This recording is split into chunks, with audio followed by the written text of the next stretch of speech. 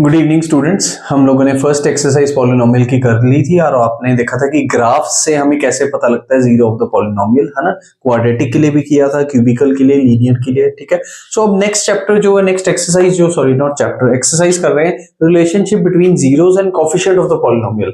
हम लोग ये करने वाले हैं और कोशिश करेंगे, मैं सारे एनसीईआरटी के ही एग्जाम्पल समझाने वाला हूँ। जैसे पहला एग्जाम्पल इन लोगों ने दिया हुआ है, इन लोगों ने कहा है कि एक पॉलिनोमियल px दी गई है 2x square minus 8x plus 6, ये एक पॉलिनोमियल दी है ना। वो कहता है इसके जीरोस क्या है, जीरोस हैं when x minus 1 is equal to 0, एक ये है, और when x minus 3 is equal to 0, एक ये है। दैट मींस x 1 पे और x 3 पे पॉलिनोमियल क्या हो जाती है, पॉलिनोमियल जीरो हो जाती है ना। अब दो जीरोस तो पता लग गए आप लोगों को, है ना। अब अगर मैं आपको कहता हूं इनका सम निकालो, तो सम क्या हो जाएगा, 1 plus 3 4। Do you agree with this, 4 आ जाएगा ना। तो अगर मैं आपको कहता हूं इसका दोनों जीरोस का प्रोडक्ट निकाल लो, सो प्रोडक्ट क्या आ जाएगा आपके पास, 1 इंटू 3 3, है ना। सो अब ये चीजों को सॉल्व करने का तरीका क्या है कि अगर आपसे मैं एक क्वाड्रेटिक दे देता हूं और आपसे मैं सीधा ही पूछ देता हूं सम ऑफ जीरोस बताओ और प्रोडक्ट ऑफ जीरोस बताओ, तो सम ऑफ जीरोस के लिए एक स्टैंडर्ड रिलेशन है बेटा, सम ऑफ जीरोस का एक स्टैंडर्ड रिलेशन है minus coefficient of x upon coefficient of x square, minus coefficient of x upon coefficient of x square. लग क्या पता। सेकंड, हम लोग जब प्रोडक्ट निकालते हैं, प्रोडक्ट ऑफ जीरोस का क्या है, प्रोडक्ट ऑफ जीरोस का है constant term upon coefficient of x square. अब क्वाड्रेटिक इक्वेशन की स्टैंडर्ड फॉर्म क्या होता है, x square plus b x plus c, है ना। अब कोफिशिएंट ऑफ एक्स क्या है, -8, तो आपने क्या किया, -8 ब्रैकेट में पुट कर दिया, और कोफिशिएंट ऑफ एक्स स्क्वायर क्या है 2। और अगर आप ध्यान से देखो 8/2 आ जाएगा, मतलब क्या आ गया 4। यहां पे भी चेक करो सम क्या है 4, है ना। प्रोडक्ट के केस में क्या है, constant term upon constant term क्या है 6, कोफिशिएंट ऑफ एक्स स्क्वायर क्या है 2, है ना। आपके पास आंसर क्या आ रहा है 3, तो प्रोडक्ट ऑफ जीरोस यहां पे भी चेक करो क्या आ रहा है 3। तो आप लोगों को पता लगा ये कैसे आया, तो आप लोगों को सम ऑफ जीरोस भी पता लग गया, प्रोडक्ट ऑफ जीरोस भी पता लग गया। बताओ समझ आया। मैं अब इसी में सेकंड एग्जांपल आपको समझाने लगा हूं। सेकंड एग्जांपल में क्या है, पॉलिनोमियल मैं चेंज कर रहा हूं, ठीक है। Let us change the polynomial.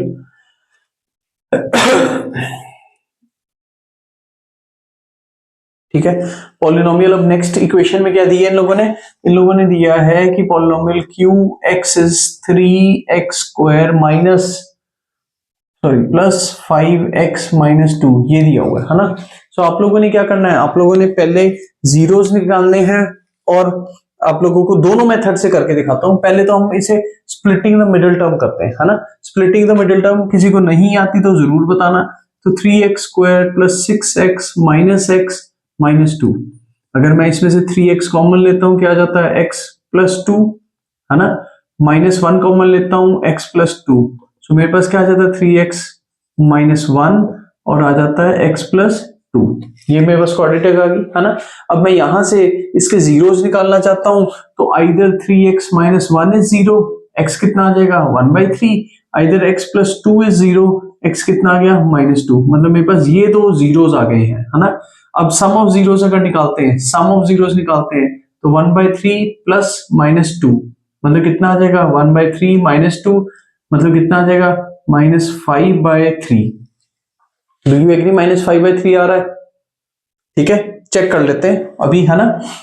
Product of zeros क्या आ जाता है 1/3 इंटू -2 मतलब -2/3। अब चेक करते हैं फॉर्मूले से, coefficient of minus coefficient of x, coefficient of x क्या है 5, कोफिशिएंट ऑफ एक्स स्क्वायर क्या है 3, चेक कीजिए सम, और यहां पे चेक कीजिए सम। कांस्टेंट टर्म क्या है -2, है ना, और कोफिशिएंट ऑफ एक्स स्क्वायर क्या है 3, चेक कीजिए सेम आ गया, ठीक है।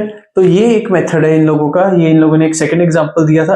आई will try to solve with the next example, ठीक है। सो अगर आप लोग इस फॉर्मूले को स्टैंडर्ड फॉर्मूले से कंपेयर करके बनाते हो। स्टैंडर्ड फॉर्मूला क्या है, a x square plus b x plus c, तो ये क्या बन जाता है माइनस बी अपॉन ए, और ये क्या बन जाता है सी अपॉन ए। क्या पता, तो आपने ये फॉर्मूले याद रखने हैं, ठीक है। एग्जाम्पल 2 है जो कि बहुत ही आसान है। I will be solving the example number 2। अगर आपको स्प्लिटिंग द मिडिल टर्म नहीं आ रही तो स्प्लिटिंग द मिडिल टर्म मेरे से जरूर समझनी है, आपने मेरे को मैसेज कर देना है, मैंने आपको दोबारा स्प्लिटिंग द मिडिल टर्म समझाऊंगा। तो इन लोगों ने क्वाड्रेटिक दे दी है x square plus 7x minus 10 is 0। I hope ये क्वाड्रेटिक इक्वेशन प्लस 10 इज 0 है ना, ये क्वाड्रेटिक इक्वेशन है।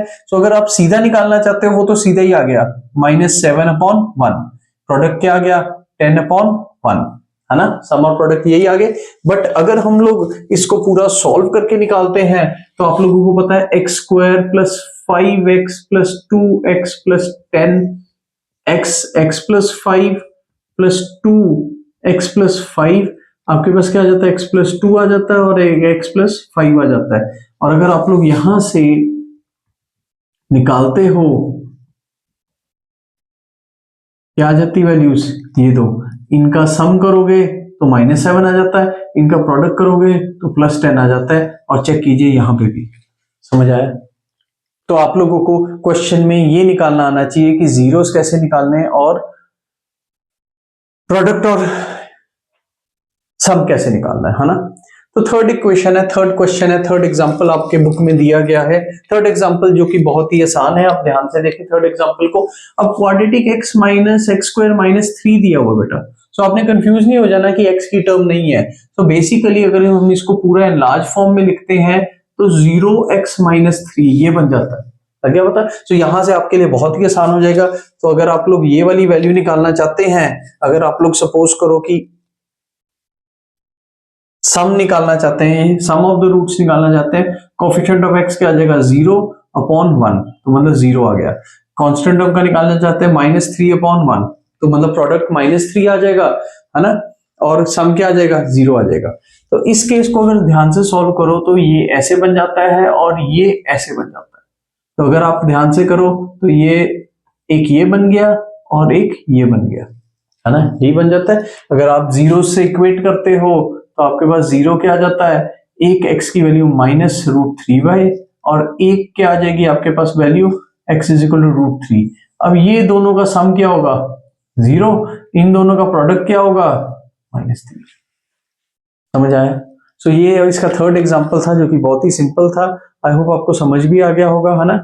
सो नेक्स्ट बेटा इसमें फोर्थ एग्जांपल है। फोर्थ एग्जांपल थोड़ा सा डिफरेंट है, थोड़ा सा ध्यान से समझने वाला है क्योंकि ये क्वेश्चन भी आ जाता है पेपर में। सो अगर आप ध्यान से देखेंगे नेक्स्ट क्वेश्चन को, अब क्वेश्चन में फर्क क्या है, नेक्स्ट क्वेश्चन में क्या चीज फर्क है, वो कहता है find the quadratic the sum and product of whose zeros are -3 and 2। Sum और प्रोडक्ट क्या दिया हुआ है -3 and 2 दिया हुआ है आपको, है ना। सो मतलब कि आपको सम दिया हुआ है कितना -3 और प्रोडक्ट क्या दिया हुआ है 2 दिया हुआ है, ठीक है। ये पॉलिनोमियल है, ठीक है।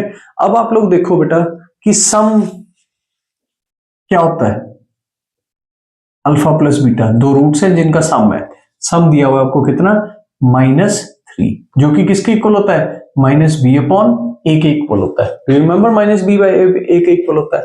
प्रोडक्ट ऑफ रूट, अगर आप प्रोडक्ट को लिखते हो, प्रोडक्ट ऑफ रूट क्या है अल्फा इंटू बीटा, मतलब कितना दिया हुआ है 2, जो कि किसके इक्वल है c अपॉन a के इक्वल है। बताओ समझ आ गया बेटा इसमें। अब आप लोगों को ये चीज समझ आ गई तो आप लोग इसको यूज कर सकते हो, या तो लॉन्ग डिवीजन मेथड लगा के करोगे, otherwise there is a standard formula to solve this, x square minus S x plus P into कोई भी कांस्टेंट k ले लेना है, वेयर k क्या होता है, k is any real number, ठीक है।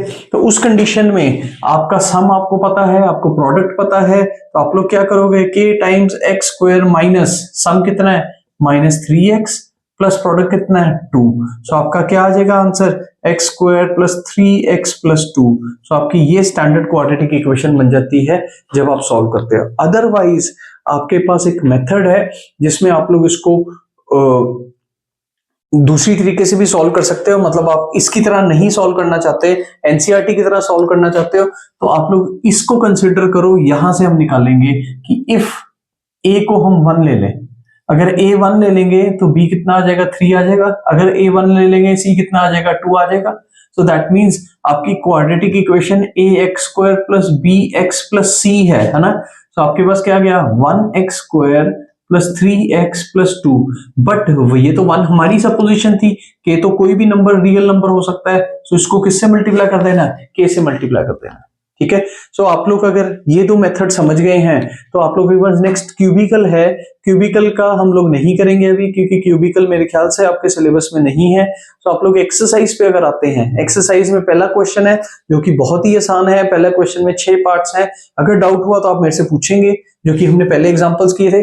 ये जो एग्जांपल है that is the second part, second question. ठीक है, तो सेकंड क्वेश्चन आपने आइदर इस मेथड से कर लेना है, आइदर स्ट्रेट अवे इस मेथड से कर लेना है, जिस मर्जी मेथड से आप सॉल्व कर सकते हो। ठीक है, सो आपने सेकंड एक्सरसाइज जरूर ट्राई करनी है, और हम लोग ये ट्राई करके हम लोग यही एक्सरसाइज को अच्छे से सॉल्व करेंगे। अगर आपके डाउट्स होंगे तो आप लोग डाउट्स लिख के मेरे को भेज देना। हम लोग एक स्पेशल डाउट का भी वीडियो बना के भेज देंगे, जिसमें कि आपके सारे डाउट्स क्लियर हो जाएंगे। ठीक है, थैंक यू।